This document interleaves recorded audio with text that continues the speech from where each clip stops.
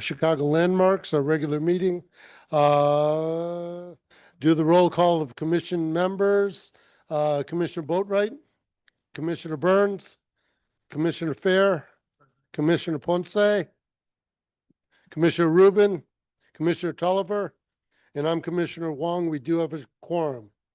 I'd like to ask anyone wishing to make a statement on today's agenda to complete a public comment card and give the card to a member of the staff. Comment cards are available at the door. As a courtesy to other individuals wishing to offer comments, we ask that members of the general public limit your statements to 3 minutes or less. When the time comes for the public comment on the individual item on the agenda, I'll call names from the cards and ask you to come forward to the microphone to make your statement. At that time, please state your name and the interest, organization, or company you represent, if any. Our first item on the agenda is the approval of the minutes of the previous meeting of June 9th, 2025. Those were included in your packages. Any discussion regarding those meeting minutes? If not, I'd like to request a motion to approve those minutes. So moved to Commissioner Ponce. Is there a second? Second, Commissioner Fair. All in favor, say aye. Anybody opposed? The motion carries unanimously. Next item on the agenda is a report from the Department of Planning and Development for the Fred C. Beeson House Number 4, located at 5830 West Midway Park in the 29th Ward. And Commissioner Boatwright, this is yours. Sure. So the proposed designation of the Fred C. Beeson House Number 4 does not raise any concerns or issues from a planning perspective. So I don't have a formal report for the commission, but I would like to state for the record that I recommend approval of the proposed designation. Thank you, Commissioner Boatwright. Does the commission have any questions of Commissioner Boatwright on this item? If not, call for public comments. None has signed up for this item. Any other discussion by the commission? If not, I'd like to request a motion to take the next step in the designation process to request consent from the property owners. Is there a motion? So move, Commissioner Burns, and a second. Second, Commissioner Ponce. I'll do the roll call. Did my thing go? Commissioner Boatwright. Yes. Commissioner Fair. Yes. Commissioner Rubin. Yes. Commissioner Tolliver. And I am a yes as well. The motion carries unanimously. Next item on the agenda is the report from the Department of Planning and Development for the Bankers Building located at 105 West Adams Street in the 34th Ward. And Commissioner Boatwright, this is yours as well. Sure. So the Bankers Building is in the heart of the Loop Financial District, and it's one of a group of buildings that's being repurposed with support of the city's Loop Revitalization Initiative. Launched in September of 2022, the initiative aims to convert underutilized office buildings into mixed-income residential spaces. The initiative uses public financing assistance to implement 3 interrelated goals. Next slide. The first of these is the conversion of underutilized historic office buildings into affordable housing with supporting retail and commercial uses. In 2022, DPD and DOH issued an invitation for proposals for these buildings. City Council approved TIF funding for the Bankers Building in May. That brought the total number of adaptive reuse proposals in Loop Revitalization Initiative to 6, consisting of 1,765 units of mixed income housing that have been advanced for city financial assistance and received approval from the Community Development Commission for $321 million in tax increment financing support. Collectively representing more than $900 million in total investments, the projects will repurpose more than 2 million square feet of vacant space, including the creation of 538 homes that will be affordable to residents earning an average 60% of the area median income. Of the 6 projects, 4 are designated Chicago landmarks, with the Bankers Building being the 5th in process. A second goal of the Loop Revitalization Initiative is improvement of LaSalle Street to complement the public and private investments planned for it. Last year, the Department of Planning and Development and Transportation launched a visioning process in 2024 to examine opportunities for creating a more neighborhood-oriented public realm throughout the corridor. That process culminated in January with the publications of a vision for LaSalle Street, a community-led framework for public realm improvements between Wacker Drive and Jackson Boulevard.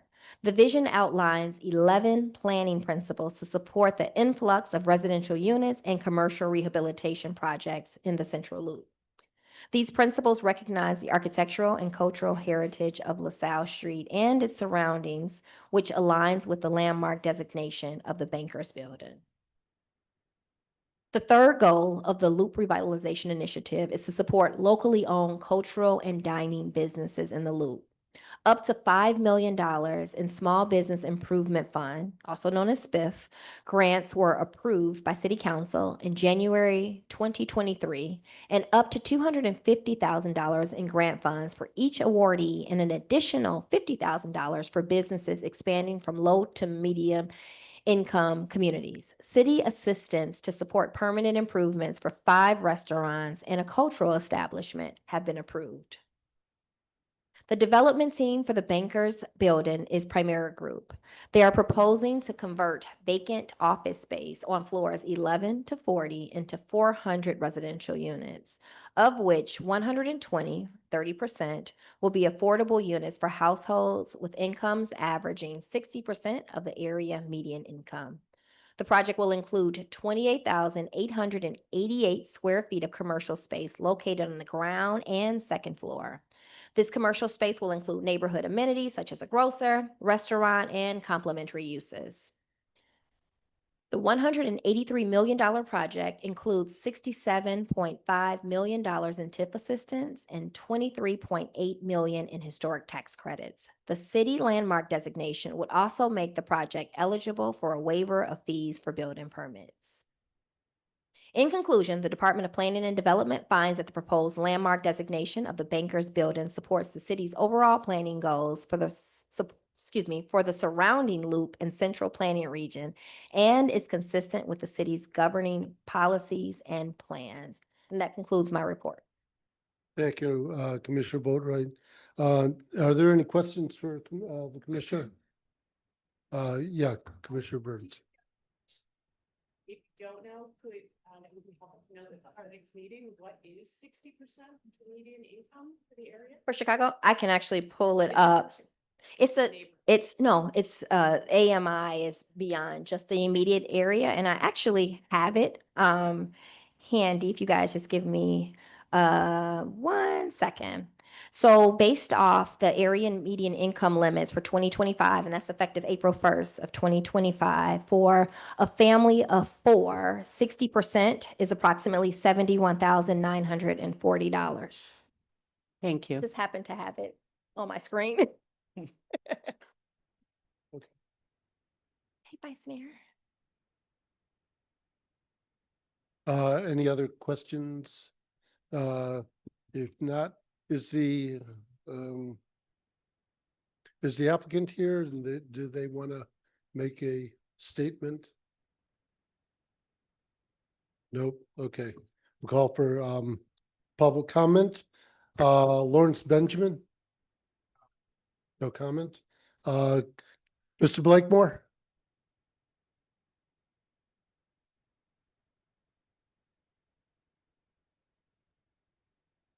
Good afternoon to the members of this committee, the Commission on Chicago Landmark. This is a landmark building, and they're receiving TIF money. Now, I was under the impression several years ago that only slum areas would get TIF money, but that's not true. So it's very important for me to attend these meetings. Now, when they have renovate these buildings, who's gonna do this work? How many of them gonna be Black workers? And who's gonna make sure that you enforce the MB's and WB's requirements? It's very important. And another issue, why would you have this meeting at the same time that they're having a meeting over here in the chambers when you know better? You know the citizen will not be able to go to both. Why would you do that, Sierra? Planning and development. Why would you do that? Because no citizen participation. So I can't beat up on you. I got to beat up on the citizen. And each one of you are citizens too. Each one of you are citizens. So you allow this to go on. And then you will be able to tell, Mr. Blakemore, your 3 minutes is up. Time should be up for this shenanigan that's going on here in our city government. So you're only making the rich richer. And another thing, will this go to procurement? That's a city department with the tip money. No, it won't go to Carla. It should, everything should go to procurement. And in procurement, they only had 2% of these contracts was going to people of color, black people. And because all black leadership.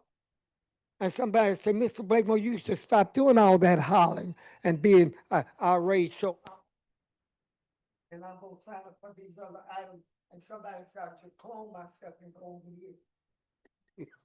Thank you, Ms. Blakemore. Nobody else signed up to speak on this item.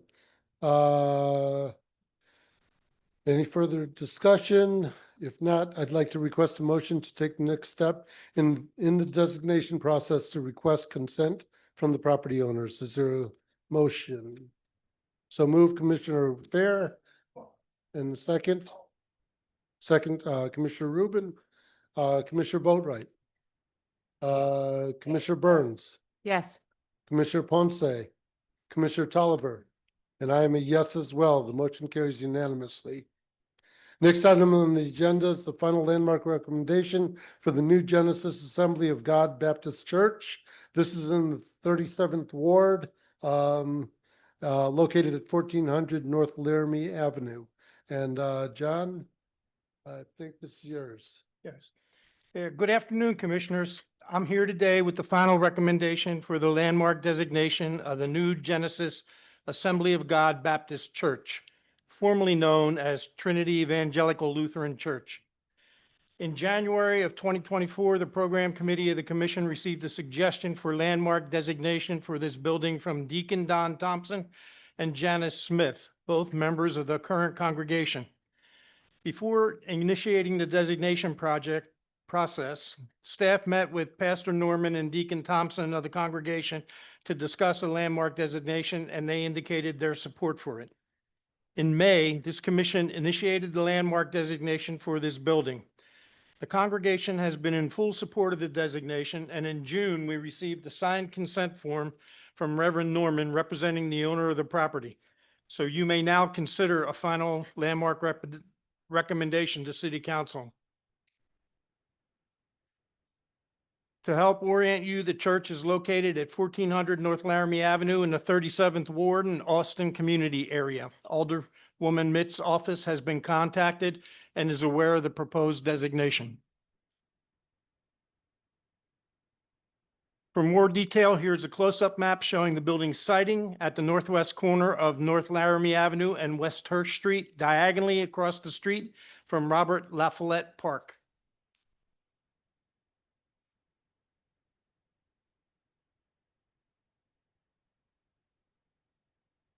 We recommend that the new Genesis Assembly of God Baptist Church meets 2 criteria for Chicago landmark designation, including criteria 1 for heritage and specifically the German Lutheran and later African American congregational experience.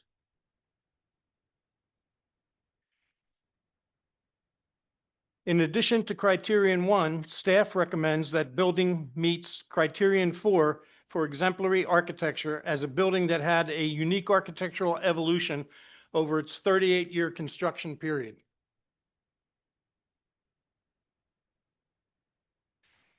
The current New Genesis Assembly of God Church that we see today at Laramie and Hirsch was originally the home of Trinity Evangelical Lutheran Church.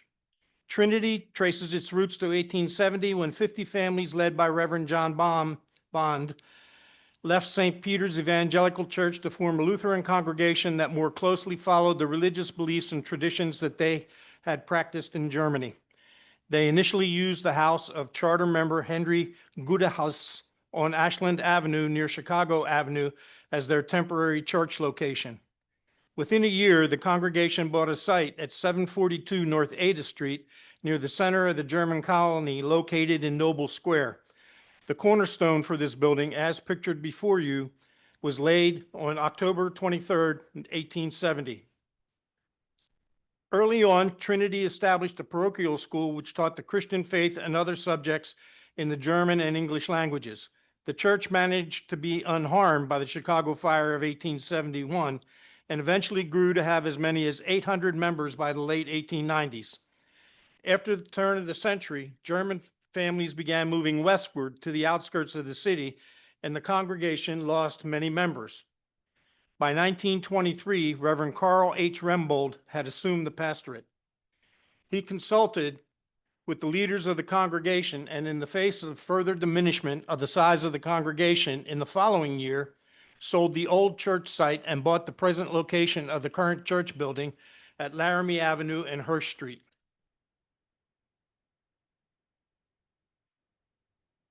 Due to financial constraints, the church building that we see today was built in phases and evolved in a profound way. In front of you now is the original church building built in 1924 on the rear of the lot at Laramie and Hirsch that consisted of a chapel, parish hall, and temporary bell tower. While this new chapel was being built, the congregation held services at a rented Seventh-day Adventist chapel at 5414 North Rice Street. Please notice that the front facade on Hirsch Street is constructed of dark brickwork. At this time, the congregation had only 75 members and 14 Sunday school pupils. Tower bells contributed by a parishioner in 1898 that had almost been forgotten during the move to the new church were taken from the old church and were first placed as shown in the temporary outbuilding at the center of the lot. The larger main church sanctuary that we see on today's building was planned to start in 1929, but was postponed for financial reasons, including the Great Depression and ultimately World War II. Instead, in 1934, an interim solution was implemented which consisted of the construction of the basement to the current structure's sanctuary space, which was used temporarily as the sanctuary during the 1930s and 40s. At this time, the small church hall in the original building was converted to a gymnasium for recreational uses. After this portion of the project was paid off by 1940, it was still necessary to complete the church building that we see today. By this time, membership of Trinity had grown to 650 confirmed members with a Sunday school of 450 children. All of this construction was completed under the pastorate of Reverend Rembold, who was with the church between 1923 until the time of his death in 1957. Putting all of that building evolution together, this image shows the largely completed and transformed structure from 1949. Note that the second stories above the stair and stair landing to the west of the main entrance at the south side elevation have not yet been added. We believe they were added during a 1961 renovation to provide access to the new second floor that was inserted into the original small hall chapel building.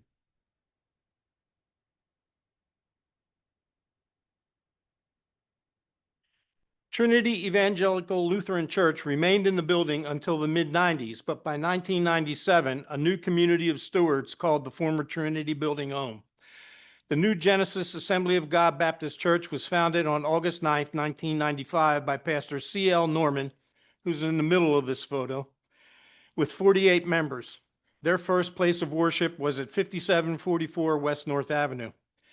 On December 13th, 1997, the congregation moved to their new church with a processional motorcade led by Pastor Norman through the city streets of Austin to their current home at 1400 North Laramie Avenue. Upon arriving, a ribbon-cutting ceremony was held before the congregation assembled for their first worship service. From Wednesday through Sunday, August 8th to 12th in 2018, services were held to celebrate the church's 23rd year anniversary and the burning of the mortgage, which had been paid in full. Many other services have been initiated by the congregation, so much so that the city of Chicago dedicated a street sign at the location in Pastor Norman's honor. Most recently, the church conducted a drive-by communion service during the COVID pandemic. To this day, the building remains an active house of worship and center of community life.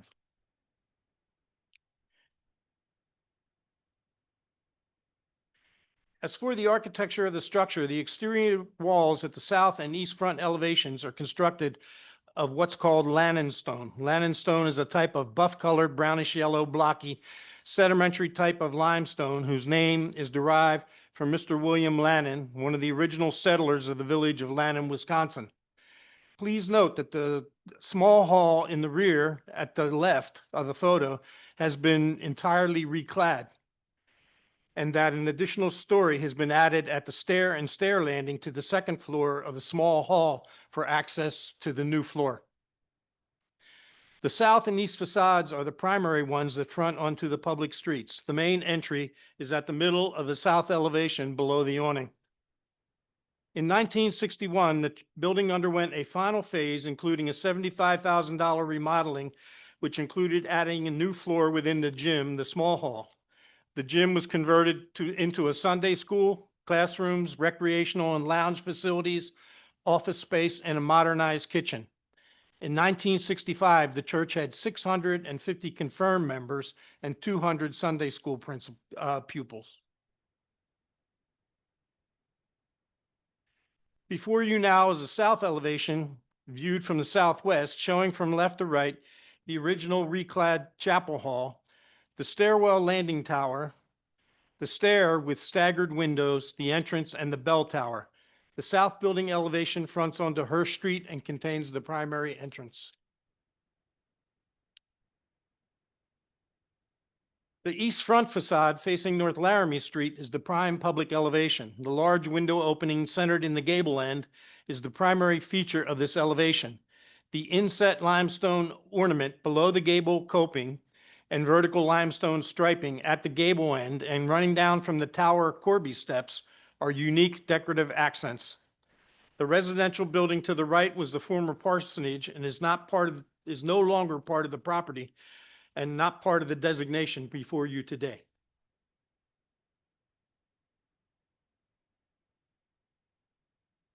Finally, the bell tower warrants special attention as it is a bit unusual.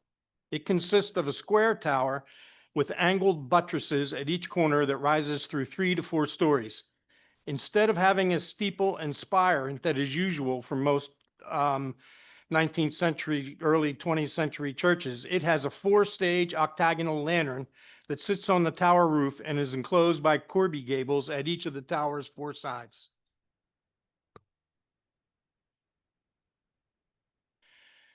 The architect of the New Genesis Assembly of God Baptist Church, originally Trinity Evangelical Church, was Maurice F. Strauch, 1876 to 1946. Strauch was a Chicago-based architect whose Chicago practice likely started as early as 1911 when he was 35 years old and had received his state of Illinois architectural license. Strauch was Austrian-born and likely received his architectural education and training in Vienna, Austria. He emigrated to the United States in 1905 at 29 years of age, married the next year. He had an office at North Avenue and Halsted Street. Mr. Strauch was elected to membership of the Illinois Society of Architects at age 37 in 1913. During his 40-year career in Chicago, he designed churches, schools, civic buildings, breweries, a gymnasium, a theater, a union hall, and a variety of small residential buildings. Pictured above is a photo of Strauch from his entry pass to the Century of Progress exhibition in 1934. He was sponsored by the radio of the Chicago Federation of Labor, WCFL.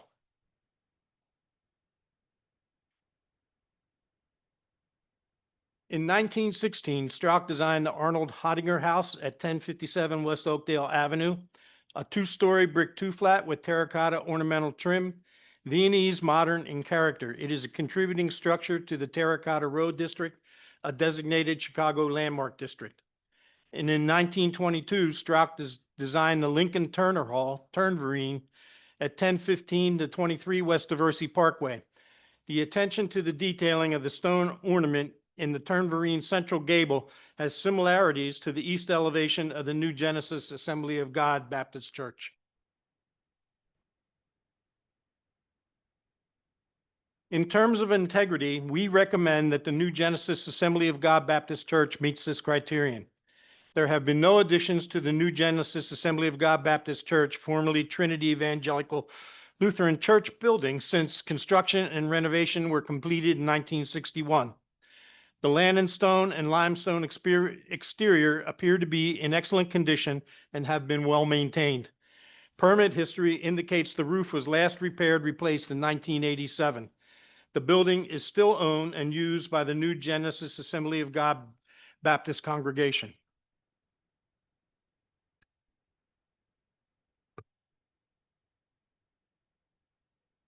To conclude, I want to thank Pastor Norman and the congregation at New Genesis Assembly of God Baptist Church for supporting this recommendation. And in terms of significant features, we recommend that they be all exterior elevations, including roof lines of the building. You have a final recommendation to that effect. Thank you, John. Does the commission have any questions for John? Having none, and Commissioner, Deacon Thompson, would you like to make a statement? Good afternoon, my name is Deacon Thompson. Could you step up to the microphone, please? Good afternoon. Thank you. My name is Deacon Thompson.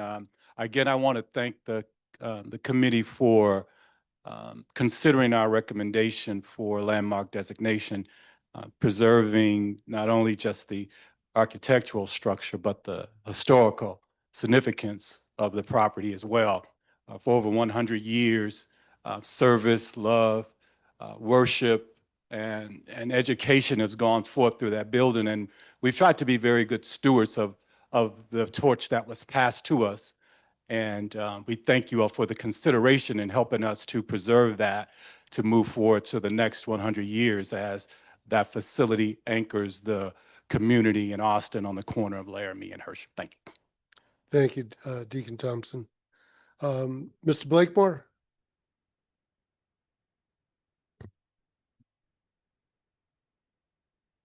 Thank you. That area is old Cabrini Green. So I've been seeing this structure for years, and I watched this neighborhood go from predominantly black to white. And they got all these black churches, about 3 or 4 of them on Arlene and in that area. But the people are gone. The demographic of black people are no longer there. So I guess they would have to commute to come to this facility. And I'm getting the education. I didn't know that this church was by this famous architect. So the church has been there. The neighborhood has changed.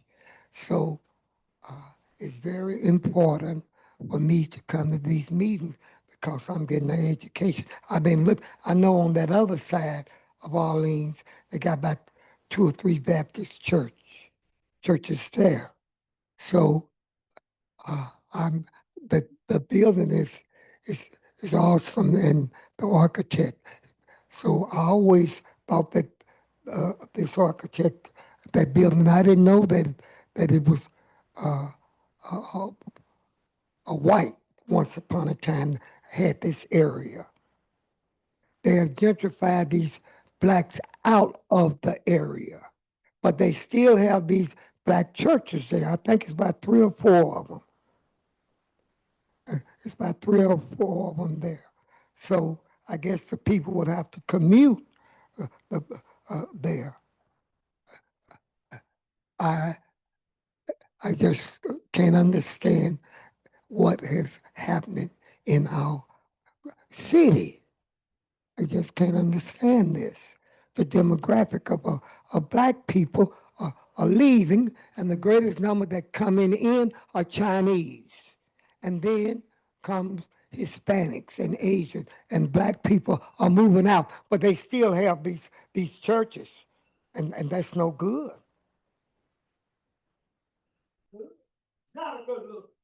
Thank you, Ms. Blakemore. Nobody else signed up to speak on this item. Having no other comments or any further discussion, I'd like to ask, request a motion to adopt the final landmark recommendation of City Council for the New Genesis Assembly of God Baptist Church. Is there a motion? So move. So move, Commissioner Tolliver, and a second by Commissioner Second. Fair. Oh, I'm sorry, or Commissioner Burns. There you go. I'll do the roll call now. Commissioner Boatright.